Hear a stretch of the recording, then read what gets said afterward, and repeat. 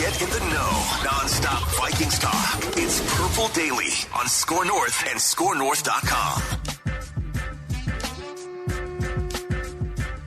Welcome in to this Tuesday episode of Purple Daily Vikings entertainment, where we just want the Vikings to win a Super Bowl before we die.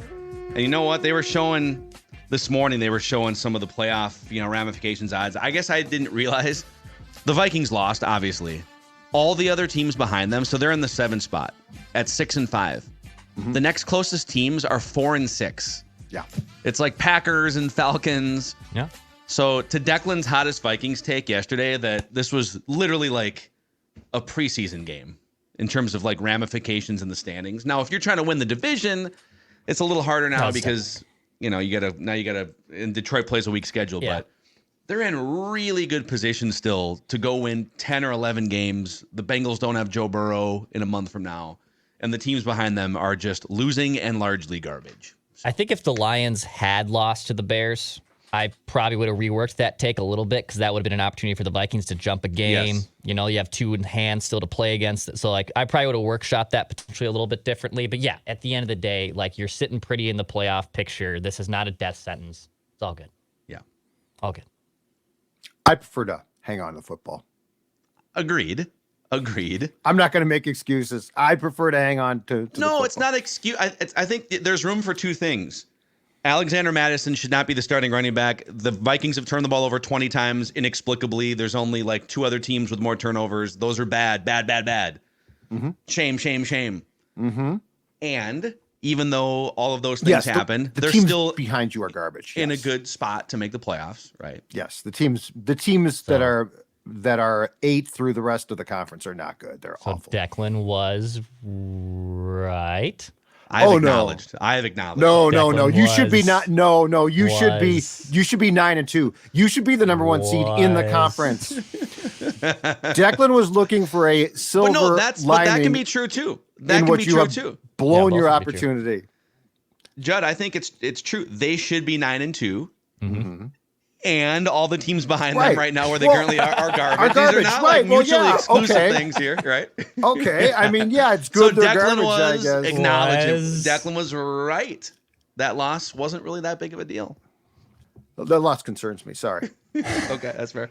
I'm not going to not be concerned about it. It doesn't concern me. It doesn't concern. We'll see who's right at the end of the day. Hey, before we dive into a bunch of stuff today, we're also going to cram in the quarterback cesspool challenge today. We're just kind of reworking schedules with the holiday week this week. A shout out to our friends over at Federated. Federated's been around like a great offensive line for your business for over 100 years, helping businesses maximize their level of success through risk management, all sorts of tools and resources you can get your hands on and read about at federatedinsurance.com. If you're a next generation business leader, Federated's a great partner for you. Maybe you're taking over a company from your family and you're going to usher it into the next generation. Federated has a lot of experience with next generation business owners. Federatedinsurance.com, where it's our business to protect yours. So Justin Jefferson, couple things here. Kevin O'Connell hinting strongly at his press conference that the Vikings at this point now, so they opened up his practice window a couple weeks ago, which means he gets 3 game weeks of practice before he has to be activated or placed back on IR, right? Mm-hmm. But the bye week comes at the tail end of the 3, and that doesn't count. So at this point, Kevin O'Connell's basically saying, we've already waited 2 weeks. He didn't say what I'm about to say. We got the Bears at home. We've already beat a bunch of teams without Justin Jefferson.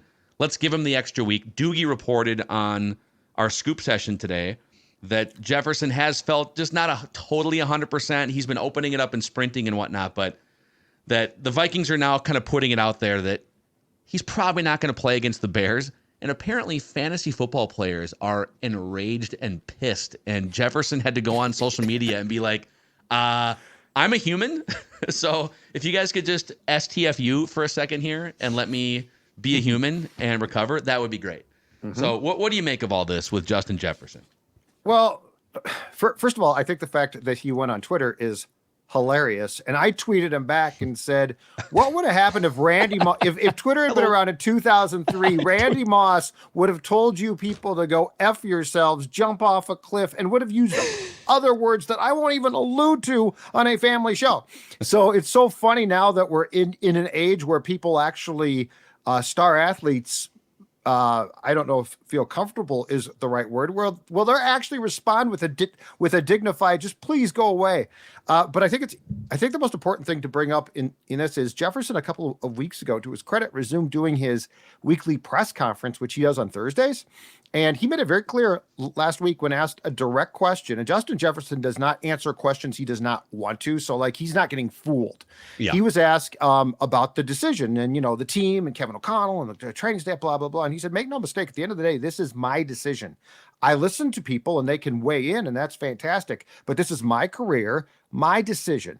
And do I think that the fact that he doesn't have a contract extension is playing a role in this whole thing? Perhaps I do. And I'm going to tell you right now, I will defend him on this entire thing. One, it's a hamstring. So we can't put ourselves in like, if this thing blows, I don't think it's going to at this point, but let's just say it does. If a hamstring blows, you're in big trouble. That's not. And then does he have like recurring hamstring issues throughout his career? Like, yeah. So one, but two is he doesn't have an extension.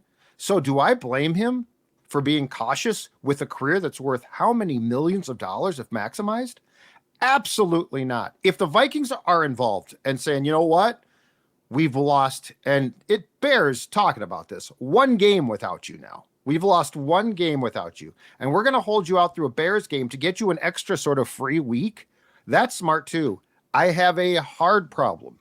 In fact, if I find it personally almost impossible to get worked up about this. I think that this is the exact right thing. If the team had gone off the cliff without him, they already were. So the season's done then, right? He might not have come back at all. Right. Case. Yeah. But instead, they've actually come back and without him been very good.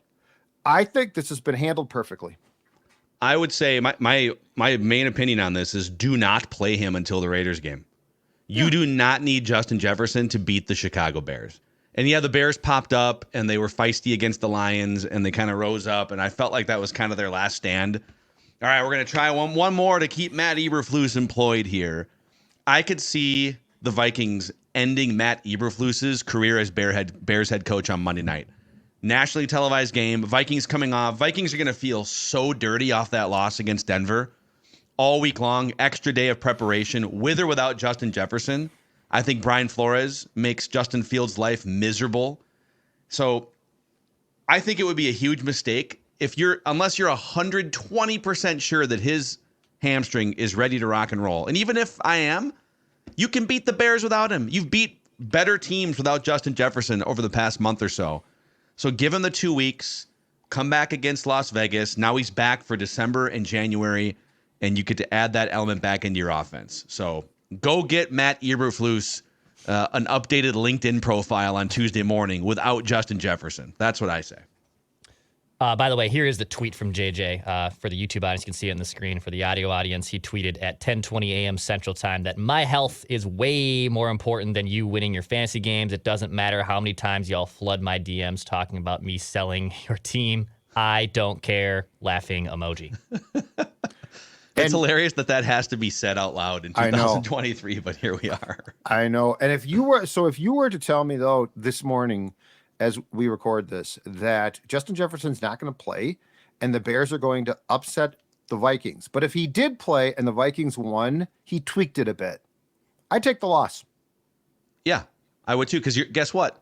Back to our initial conversation. All the other teams behind you are garbage. But if they catch you, I don't care. His career's not worth. I'm not going to mess around. This is not a good enough team.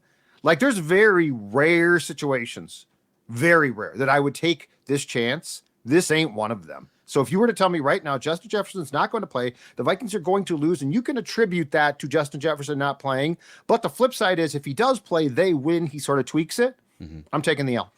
By the way, I think this feels like you kind of nailed it a few weeks ago, Judd, or like after the Atlanta game. This feels like a divisional round playoff team. This feels like, now it depends on who they have to play in the first round. But if they were to draw the Lions, and it's the third time facing the Lions in like a month or something, I could see Brian Flores cooking up something to fluster Jared Goff.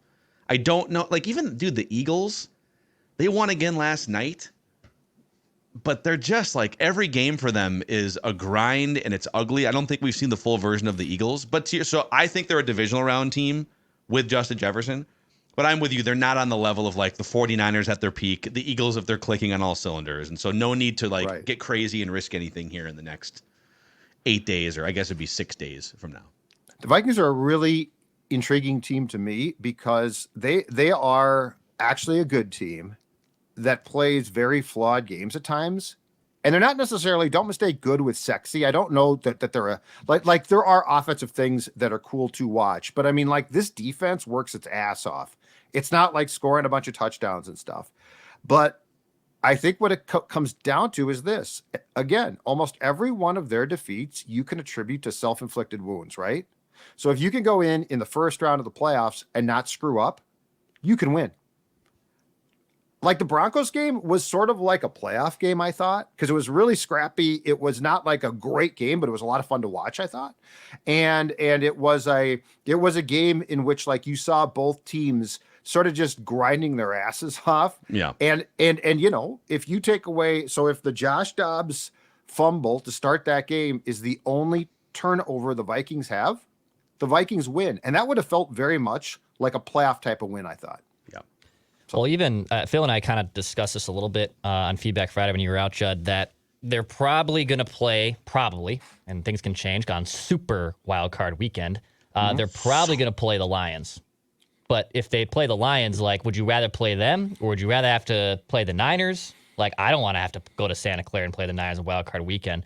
Obviously, the sweetest matchup, and I don't think you can jump them, but if you can get to the 5th seed and have to play that terrible NFC South division, you'll be on the road.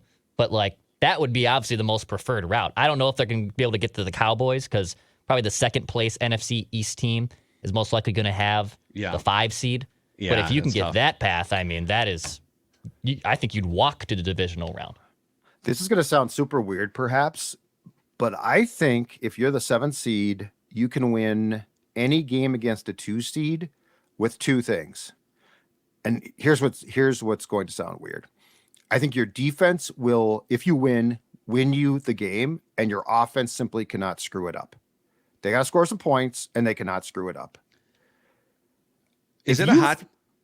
I was just going to say, if you throw, and it would be the 3rd time that they're playing within a month, so it's a little dicey. But I think if you throw a look at some looks at a guy like Jared Goff that he's not expecting or that screw him up, I think you got a real good chance, as long as your offense doesn't shoot themselves in the foot. Is it a hot take to suggest that the Lions might actually have a great path to the 1 seed? I know that, so they're only a game behind the Eagles right now. Yeah, good point. But the Lions are playing. Now, the Eagles, you could play the schedule game with the Eagles all day long. They're still probably the better team in like all these matchups, but right. And they just beat Kansas City last night. But they have Buffalo, San Francisco, at Dallas, at Seattle over their next 4 games. Now, they probably win out the 2 games against the Giants and then against the Cardinals. The Lions, man, like, you start to look at their schedule. They do have the 2 games. Here, let me pull this up here. They do have the 2 games against the Vikings. But the rest of their schedule is Saints, Bears, Packers, home game against the Broncos. They do have an at Dallas. There's a pretty good chance that the Lions could actually snag that number 1 seed.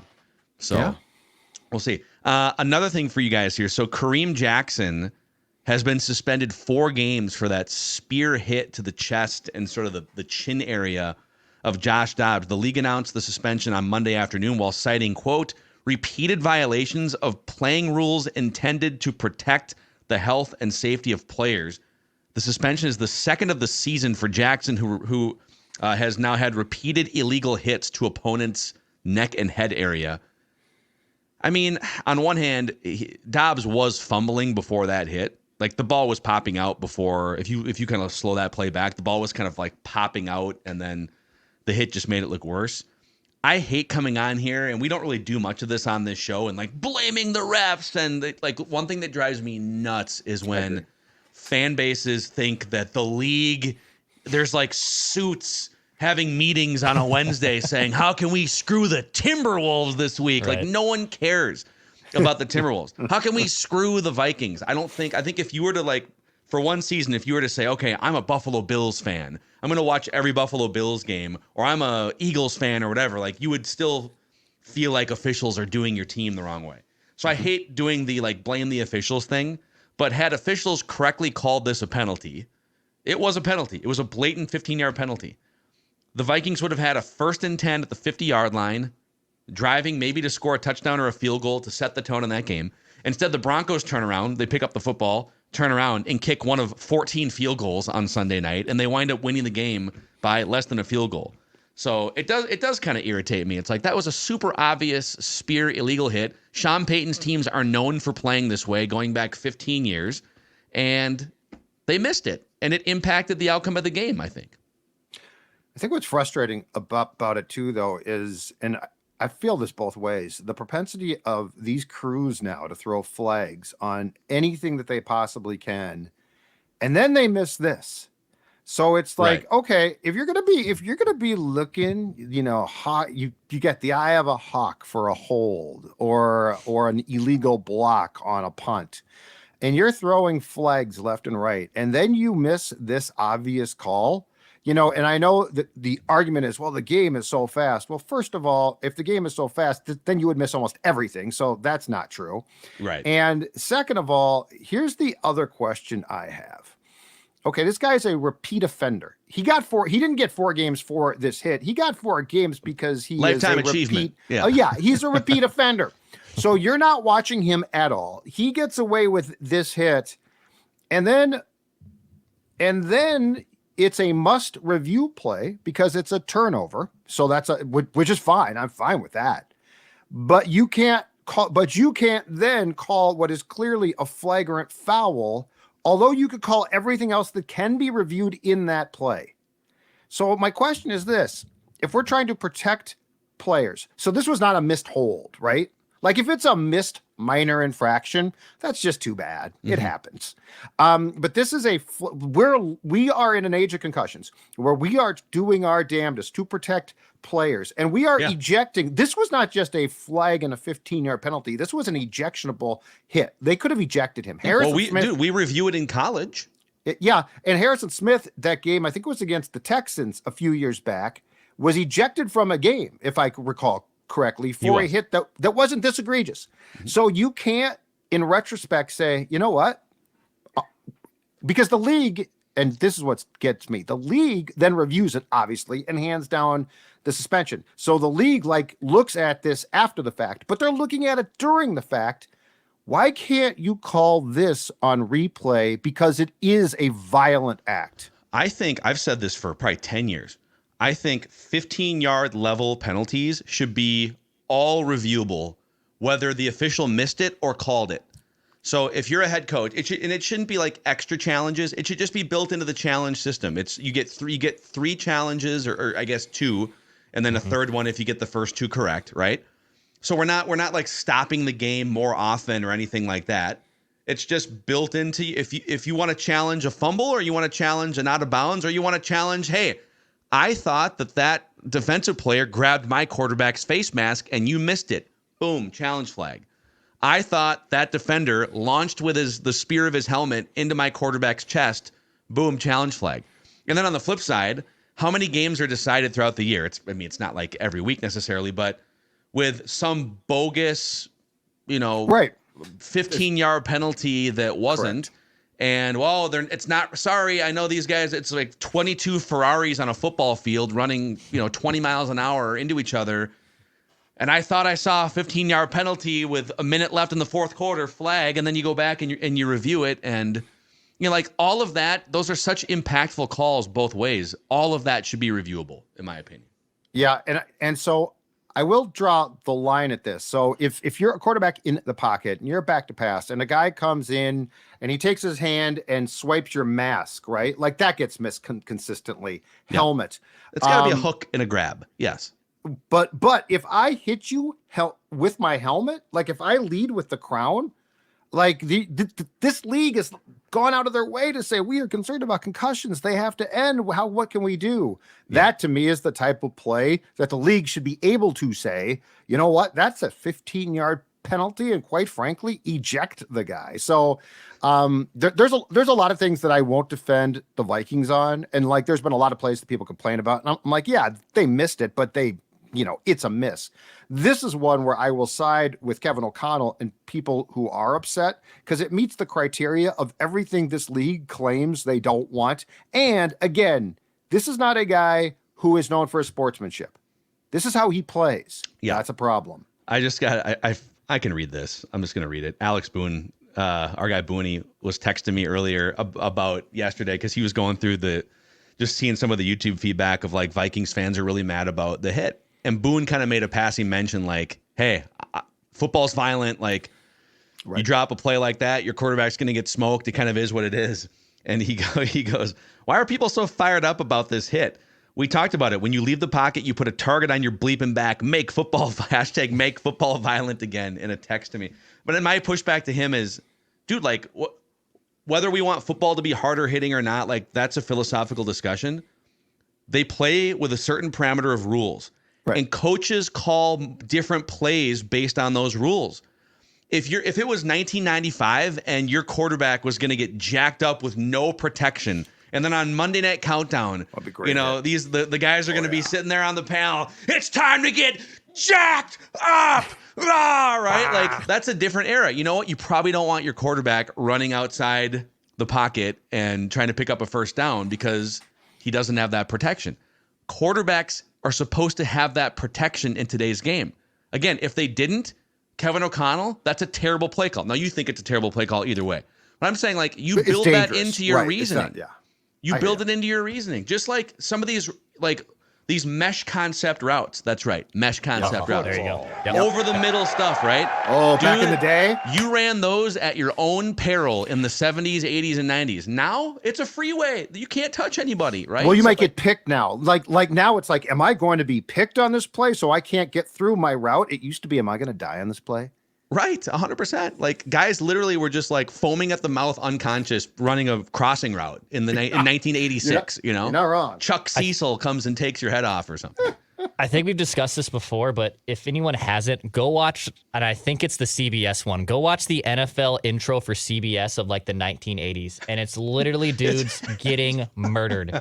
Like just absolute manslaughter is being committed in these intros. At the very least, at the lowest count, it is at least manslaughter. It's like the 70s. I've seen it.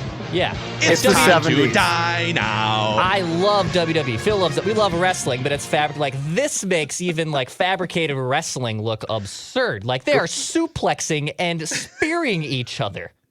Go watch the hit. Go watch on YouTube. I think it's the Buccaneers and Lions, and the Lions had a quarterback by the name of Eric Hipple, and he's running out of bounds. And as he gets to the sideline, he literally gets destroyed.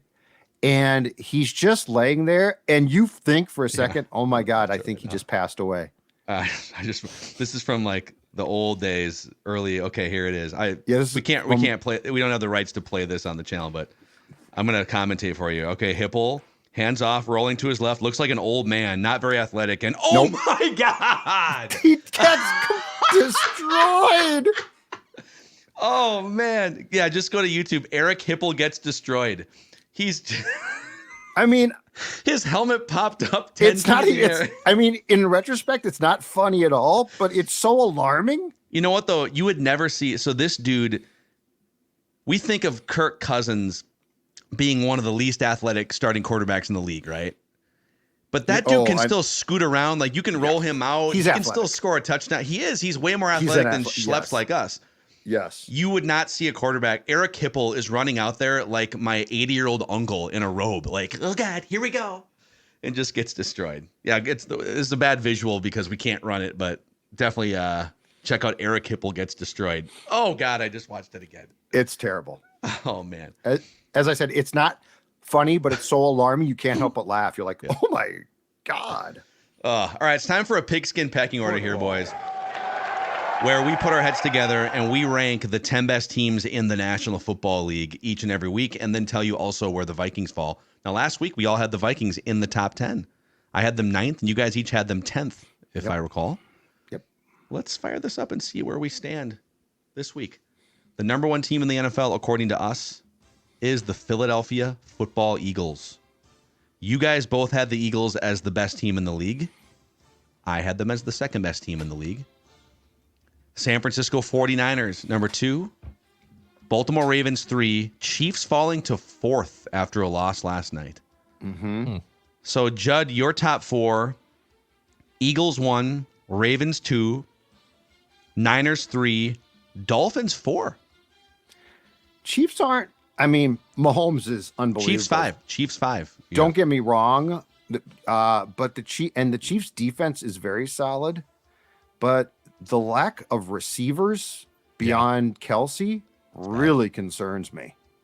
Declan has Eagles 1, Chiefs 2 still, Ravens, 49ers 3, Lions 4, Ravens 5. And then I have Niners number 1, another 2-touchdown victory for them. Eagles 2, Ravens 3. I have the Lions 4 as well, along with Declan, and the Chiefs 5. Plus, the Lions beat the Chiefs already this season. Yeah, so we all have the same 5, just in different. Not necessarily, I guess, because Judd has the Chiefs out and has the Lions 6. Let's keep moving here. Lions 5 on our collective. Dolphins 6 collectively. Cowboys 7. Jaguars 8. Cleveland Browns 9 with that defense. Houston Texans jumping back in at number 10. Story. We all have the Vikings 12th this week. Oh, Wow. First time we've all been in agreement on where the Vikings stand. Still knocking on that door. So Phil, there's the 10 again for you. So, Phil, do you think of the teams that you wouldn't want the Vikings to have to play in the playoffs, I'm guessing that San Francisco is the one team that you would love to avoid the most? San Francisco, when Trent Williams is healthy and when they have a quarterback that doesn't have a torn UCL like they did in the playoffs last year, is, in my opinion, the hardest team to beat in the NFL. And Debo. They are now 19-2 in Trent Williams' last 21 games, best left tackle in the NFL. The 2 losses are when Debo went down with a shoulder injury at the start of that Browns game, and then the playoff game against the Eagles where they were literally running wildcat formation plays because Brock Purdy couldn't throw passes with a torn elbow. So, I mean, all these teams are hard beats, so it's not going to be – I don't think you're going to be like, oh, thank God we get to go to Philadelphia instead of Santa Clara for a playoff game. But those are the top 10 teams according to us here. Judd, the top convenience store, according to us, before we get to Judd guesses the PFF grades, before we get to our quarterback cesspool challenge, is Quick Trip. That's because they are, as I've been saying now, your one-stop shopping. In fact, on a road trip myself, this weekend, I had plenty of choices, right? Plenty of choices of stores, but I only picked one. That would be Quick Trip, and they are all over the place. They're fantastic. Grocery shopping, gasoline, the great Karuba coffee, and also they give you a chance to win in right now what they're calling their Vikings opening drive. Purchase any Pothole Pizza or 20-ounce Pepsi-Cola product with Quick Rewards to enter. Purchase both products together with Quick Rewards and receive 10 bonus entries. One weekly winner will receive a $10 gift card for every yard gained during the Vikings opening drive. If the Vikings score a field goal on that drive, the winner will earn an additional $500 Quick Trip gift card. If the Vikings get a touchdown on that drive, the winner will earn an additional $1,000 Quick Trip gift card. Weekly winners have a chance to win up to $2,000 in Quick Trip gift cards. All weekly winners also will be entered for a chance to win a grand prize, which is a pair of 2024-25 Viking season tickets, free fuel for a year from Quick Trip, a total value of $5,500. Just visit quicktrip.com/sweepstakes. That's quicktrip.com/sweepstakes for full details. And remember, one-stop shopping convenience is all at Quick Trip. Yes. Also, a shout out to our friends at Livia. Okay, I know it's Thanksgiving week here, and so you're probably gonna have some food. It's great, but this is a great time. Start a month and a half before everyone else when it comes to changing your life and losing weight. Absolutely. In fact, if you are watching this right now, that sports dad, a couple of years ago, I was like, I got to lose some weight. How can I do it? Livia helped me do exactly that, down 40 pounds. And there's no better time than right now to start their doctor recommended program. Join today. You're going to save up to 50% off with Livia's Black Friday offer. You can lose up to, get this, 10 pounds in your first 2 weeks, 20 pounds or more before January 1 of 24. Can you imagine that? Down 20 pounds? Call 855-GO-LIVIA or visit livia.com, livea.com. Join the long list of Purple Daily viewers and listeners who have taken the advice of Sports Dad and have dropped the weight. Livia.com. Okay, it's time for Judd to guess the PFF grades here from that game on Sunday night. We're going to put Judd's longtime beat writer, radio host, podcast, and YouTube guru, all of his football knowledge to the test, his eyes against PFF's internal scouts. We'll start with the offense. The 3 highest graded offensive players that played at least, we'll go 20 snaps. And then the 3 lowest graded offensive players, you get 3 strikes to name the 6 players. Okay, if I've learned one thing in the past 2 years of trying to do this, it's I should go with standbys. I should go with guys. There are just some guys PFF skews towards. And this guy is a guy that PFF skews towards, and he caught a touchdown pass. Here's a guy. You talk about a guy at the bottom of my PFF, which is ironic because he owns part of the company list. I used to love Collinsworth. I don't love him anymore. You're not in anymore. Josh Oliver, top 3. Josh Oliver had one of his best games of the season. He was the number 1 graded player for the Vikings offensively, a 90 grade out of 100. PFF likes him without catches, it feels like. Yeah. Oh, yeah. Once he catches a pass for a touchdown, it's over. Right. Yeah, dude, it's over. It's over. Okay. This guy did enough where I think he definitely got the snap count, and he definitely did enough that I feel like, especially because there was an overall performance of substance, Ty Chandler. Ty Chandler was the 2nd highest graded player offensively for the Vikings. If you're looking for more evidence, don't let Judd get hot. he was not. He had actually a really bad grade in pass protection. He had the 1 great blitz pickup, and then he kind of struggled. But he also had the run, the punt. The punt thing the fake punt probably helped him out in some way, shape, or form. I would guess. All right, I'm looking for one. Hot. I'm looking for one more. Let Judd cook is what the kids like to say. Mm-hmm. Okay, there's usually an offensive lineman on both sides of the equation here. The question is who is in the top 3, and I'm going to go with another old standby, Christian Darrisaw. Christian Darrisaw was the 4th highest graded player in this game. Oh, boy. We got Hottie. Brutal. Okay, they didn't have a wide. Did they have 72 grade? 72 grade. Did they have a wide receiver play? I mean, the top catches by receivers were like Addison Powell with something like 3 apiece. Oh boy, this is gonna be tough. Deep breaths. Okay. Stay within yourself. Okay, I'm going to take a second chance at the top 3, and if I'm wrong on this, I'm then going to descend to the bottom 3 before my 3rd strike, okay? Okay. Brian O'Neill. Brian O'Neill. It's a big man, big human being. He was not one of the 3 highest graded players. Okay, I'm going to now go to the bottom of the offense since I'm down to my 4 last names strike. left here. Yeah, 4 names left. Yeah, since I'm down to my last strike here. Since I'm down to the last strike. Alexander Madison, bottom 3. Unfortunately for you, anyways, no, he was kind of middle of the pack. He had a 64 grade out of 100. Not a good great. Start. Such a good start. Yeah. The other players we were looking for, TJ Hawkinson was the 3rd highest graded player, 73.4. And then the 3 worst players that played at least 20 snaps were KJ Osborne, Ed Ingram, and Dalton Reisner. Dalton Reisner was awful in the run blocking game, apparently. I was going to guess Dalton Reisner. So, yeah, he's been, he's just kind of a guy. How's Cleveland doing in Jacksonville? Let's check that out real quick. How's Eds doing? Let's see. Let me see. I got the PFF machine rocking and rolling here. So, Ezra Cleveland, he actually, he did play. He played, finally, 19 snaps. Oh, that's it. Not as a starter, by the way. He came in and played 19 snaps. Was great in pass protection.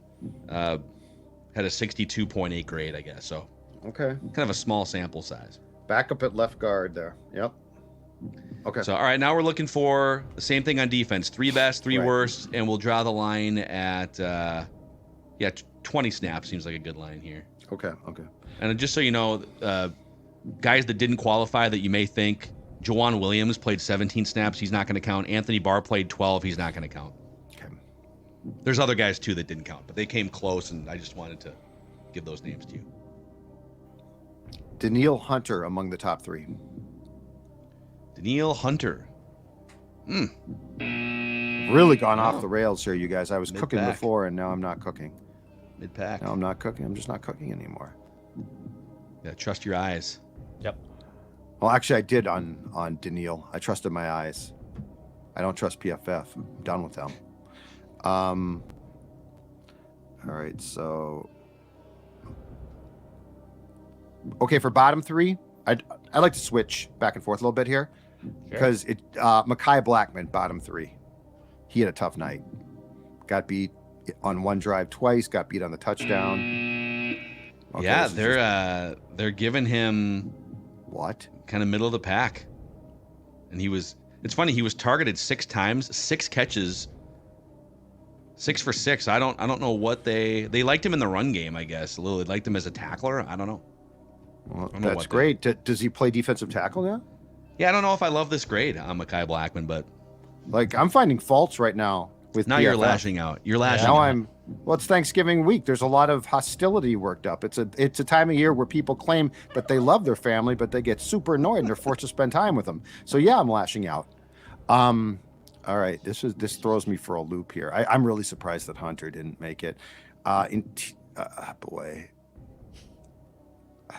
All right, bottom 3. I'm going to stay on the negative. Harrison Phillips, bottom 3. Harrison Phillips. Harry Phillips. Boy, this is a tough one. Tough one for you. Oh, good. Yeah, Harrison Phillips was kind of mid-pack, 55.9. So the 0 for 3 strikes there. Yep. It's okay. We know that you're a made man when it comes to football knowledge and coverage. So defense, I was terrible. So the top 3 graded players were Ivan Pace Jr., 77.9, great in the run game. Harrison Smith and DJ Wanham. DJ Wanham had a sack, couple of pressures. And Wanham, and I couldn't do it. I didn't think that. I didn't realize. Yeah. Those guys combined for 6 stop tackles. Now Ivan Pace was brutal in coverage. He really looks clunky so how going does this backwards. Average out? So I think it's because, for instance, he was great in he played about like 50% of his snaps in coverage, 50% of his snaps in run blocking. Great or in run stopping, great in run stopping, meh in coverage, and it averaged out. He was so great in the run game that it just kind of like weighed Sounds to me like that should be the definition of middle of the pack. Like 50-50, you're good in one, you're not good in the other. But other guys were maybe bad in coverage and didn't like wreck running plays, and that's why they're lower. Does that make sense? So if I'm amazing in the run game and I'm meh in the coverage game, and you are meh in the coverage game and meh in the run game. Of the list. I would vacate the top of that list. If everyone's meh, then everyone gets to be a meh, great, or worse. The 3 worst graded players were Josh Metellus, Cam Bynum, and Jonathan Bullard in this game. Really? Danielle Hunter, by the way, had 4 pressures, a sack, 2 quarterback hurries. He also had 2 stop tackles. So he's top 3 then. Come on, PFF. Come on. You know what? Instead of me guessing them, they're going to have to come on and guess Sports Dad's PFF grades. That'll show him. Yeah. I'll call Collinsworth. I'll say here's a guy who can do the job better. He thinks he knows what he's looking at. Better. And he's unbelievable. He can't do it. He's been doing beat writing for years, and he goes to podcasting, and here he is. He's trying to get the grades. He's struggling. I feel like we might need like a Kenny Albert, Chris Collinsworth broadcast booth here. Coming up next, it's the Vikings and the Bears. You know what on they should Fox. do? It's Kenny Albert and Chris Collinsworth here at Lambeau Field, at Soldier Field. I got it for both of you. This new endorsement for Phil, you guys should do the life story of people through Collinsworth or Kenny Albert. Sound stories. Welcome. Yes. It's Sound Story, where Kenny Albert and Chris Collinsworth interview your grandfather about his life. Just a great guy. He was a veteran, served overseas, and he cares about his family. He's a family man. What can you say? Oh my God! By the way, so yeah, Sound Story. This could be the perfect holiday gift. This could be the perfect holiday gift for you at mysoundstory.com. Struggle on the holiday for gift shopping, and here it is, just presented to you. So, like, legitimately, I was thinking about this yesterday. Like, so my grandfather played football at Notre Dame almost 100 years ago for Newt Rockne, and he was a barnstorm pitcher back in like the early 30s or mid 30s. He pitched against Satchel Paige at one point.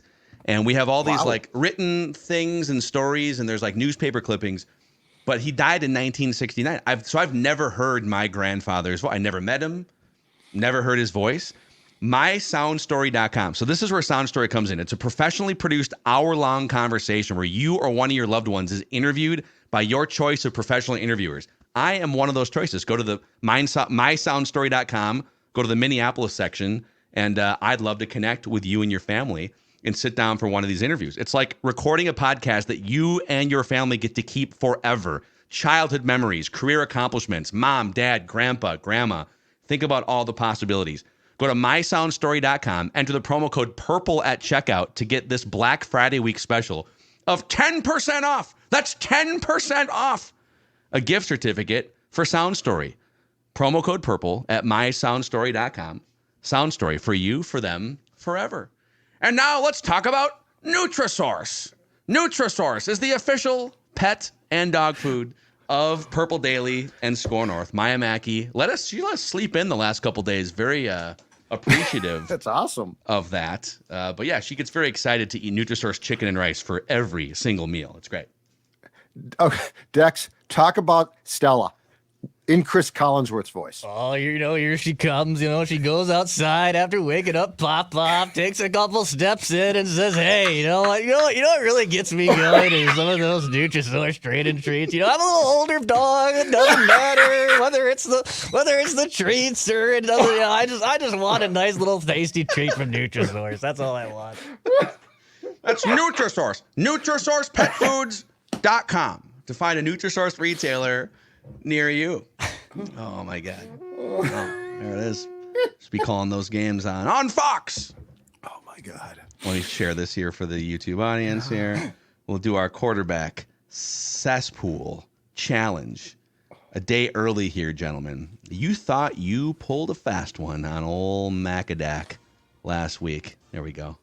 This janky production here for the YouTube audience. So you guys tried to bait me into Tommy DeVito, and you did successfully. It's the second straight week that you've baited me into a pick that I wasn't feeling. Tommy DeVito goes out and scores, it was like 300 yards, 250 yards, leads the Giants to a bunch of offense that they couldn't generate. Well, we'll find out how that ended in a QBR way in just a second, okay? The joke's on you guys. But here's what we do. It's a weekly celebration, the Quarterback Cesspool Challenge, of bad quarterback play in the National Football League. Each member of the show can only use a quarterback once per season. We do a draft every week. We have to pick different quarterbacks each week. And then if you use Kenny Pickett in week 5, you can't use him anymore. It's like a survivor pool, basically. The scoring is lowest QBR. That's what we're hunting for here, okay? Last week, Zach Wilson had the lowest QBR and then got benched for, was it Tim Boyle, I think? Yes. In New York? Yep, Tim Boyle. He had a 3.7 QBR on a 0 to 100 scale, which is garbage. Oh. And my guy Tommy DeVito on a 1 to 100, 0 to 100 scale, despite throwing for a bunch of touchdowns, bunch of yards, he took 9 sacks in that game. The running backs made up for a huge chunk of the passing yards. So he only had a 36.1 QBR, but not good enough to surpass Russell Wilson, who Judd picked, a 31.9 QBR in a grinded performance against Brian Flores' defense. Dex had Baker Mayfield at 48.1. So Judd, congratulations. You pick up the weekly victory with Russell Wilson. 2 in a row, I think. Yeah, and you're back to tying Declan with 4 wins on the season. Declan has 4, Judd has 4, I have 3. Declan still leads the overall season standings here with a 40.5 QBR. on a 0 to 100 scale. Judd, 42.2. I'm at 44.9. It's all very tightly contested here as we search for the worst quarterbacks. So with that, the draft order is in reverse order, which means Declan picks first, I pick second, Judd picks third. Let's do it. First pick for me, no problem. We mentioned him already. Give me Tim Boyle. I'm going to take Tim Boyle. I figured. Dolphins defense, since Jalen Ramsey has come back, has actually been really good. And Tim Boyle, I'm just looking at this. I did not know this. You guys ever Googled Tim Boyle's college stats at Connecticut? No. Can't say I have. Can't say you have? Yeah. No. Well, spoiler alert. He only threw 275 passes in 3 years at Connecticut. He threw 1 touchdown and 13 interceptions in college. What? No, dude. Yeah. What? Yeah. That can't be right. Why is he an NFL quarterback? Am I looking at the right Tim Boyle here on Twitter? Is someone doctored this box score? No, he transferred to Eastern Kentucky. So he went and played like Division II or something. No, you're not wrong. 1 touchdown and 11 picks. In Division I football. And then, okay, yeah, but then at Eastern Kentucky, his 1 year at Eastern Kentucky, he did throw 11 touchdowns and 13 picks. Okay, there you go. Why is he an NFL quarterback? So he just sucks. What? And Trevor Siemian can't get the start above him. That's the incredible thing. Oh, man. Alrighty, well, great pick by Declan there. Timmy Boyle. No problem. I think you're going to be rewarded on Black Friday. Yeah. Never know. Dude, there are some juicy options this week. There are. Mm-hmm. Juicy options. Let me write down Tim Boyle for Declan so I don't forget. Yeah. So, I think I'm going to go Aiden O'Connell against that Chiefs. The Chiefs are going to be pissed at home. Oh, he sniped it. Give me Aiden O'Connell against the Kansas City Chiefs. He sniped it. Oh, man. I had no idea I was going to win, so I had 2 names written down. And those were the names? And Aiden O'Connell. You got to prep 3. Always prep 3. Yep, always got to prep 3, I didn't prep 3. I'm going to be honest. Actually, I didn't prep 3. I checked the box scores on Sunday. I didn't prep 3. So you're going to have to bear with me a second here. Wow, we have to wait for you to do research right now live on the show. While I do my research, I'd like to apologize to you guys and the fans at home. I feel like if you don't make a pick within 10 seconds, then we get to assign you a quarterback. That's not a rule that we have yet. 10. We can certainly we can certainly explore Patrick that. Mahomes. Yeah, exactly. Who's starting for the Patriots? Oh, man. You're like the guy in the fantasy league that's like, I know. I told you. I had prepped. Did anyone take Tyreek Hill? Sir, it's the 9th round. It's the 9th round, dude. Yeah, Mac Jones, I think, is still the start, but like, and we're also doing this on a Tuesday too. Like, this is a little ballsy, you know. Like, we're kind of past the point of if you're gonna start or not. So you're gonna have to just make a pick, man. Yep. This is self-inflicted. Yep. You're right. It's totally self-inflicted.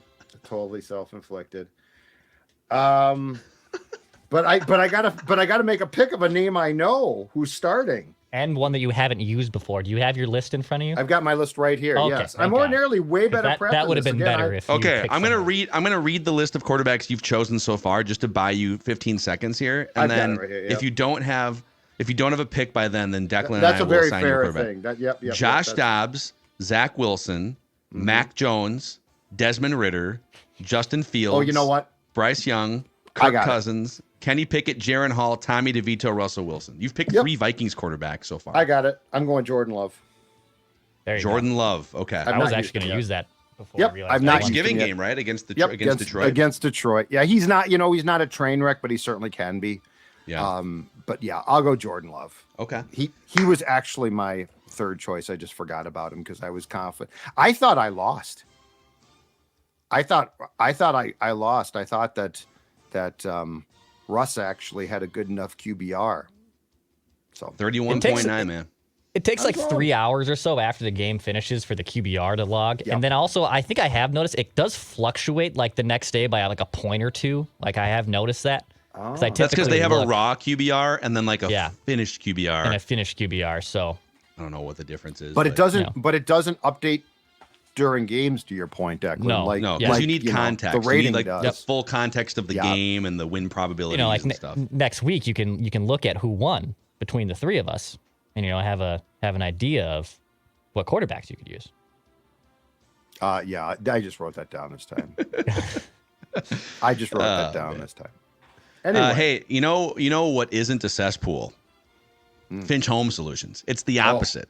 They're here to fix your cesspool of electrical problems or your cesspool of hot tub. Perhaps. I was going to say, let's say you got a problem. Let's say you got, let's say that you've got issues of a water nature that have affected your electricity. Then guess who can fix that? Finch Home Solutions. To Phil's point, let's say that, it's getting cold outside or the weather outside is frightful and you want to be delightful. Well, then you want to install a hot tub, right? If you're going to do that, you know who you need? You need someone to do all the electrical work. Finch Home Solutions. In other words, my friend Cody and his team at Finch Home Solutions, they have the answers to keep your house safe, to keep the excitement of the hot tub going. And all you need to do is call them and that truck shows up. My friends aren't doing the beeping sound. I don't know why. Perhaps. Sorry. Thank you very much. That's 612-357-2604, 612-357-2604, or finchhomesolutions.com. Finchhomesolutions.com. Their website is newly remodeled. You can go on there, make an appointment. They will show up. They will take care of everything. Fast, courteous, professional. Finchhomesolutions.com. There's no one else that you would rather have come to your house to repair any electrical issues. It's Finch. Yeah. Hey, thank you guys for being part of this journey today. Quarterback cesspool. Apologize for my lack of preparation of 3 names. Won't happen again. Oh, man. Hey, if you guys could give us a like and a subscribe click on the Purple Daily YouTube channel and a 5-star rating and a positive review on Apple Podcasts and Spotify, it helps us spread the word about this awesome community of Vikings fans. We'll see you guys. Purple Daily.